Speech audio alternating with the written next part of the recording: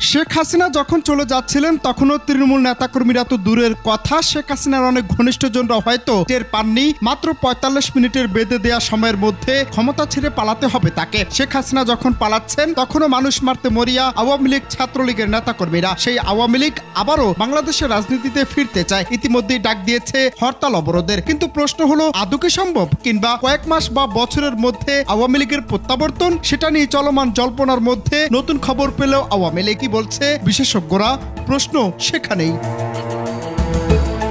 সম্প্রতি কাতার ভিত্তিক সংবাদ মাধ্যম আল জাজিরাকে সাক্ষাৎকার দেন অন্তর্বর্তী সরকারের গঠন করা সংবিধান সংস্কার কমিশনের প্রধান এবং রাজনৈতিক বিশ্লেষক আলী রিয়াজ। ওই সাক্ষাৎকারে তিনি আওয়ামী লীগের পুনরুত্থানের জন্য 4টি শর্ত উল্লেখ করেছেন। তিনি মনে করেছেন সেই 4 শর্ত পূরণে হয়তো আওয়ামী লীগ ফিরতে পারবে।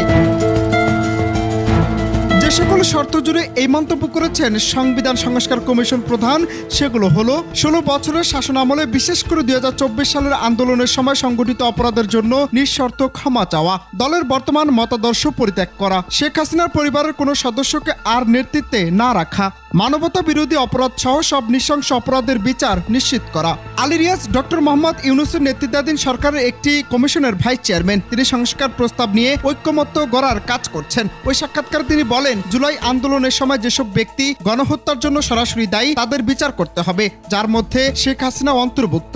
এই শর্তগুলো পূরণ হলে তাদের প্রত্যাবর্তন নিয়ে আলোচনা করা যেতে পারে।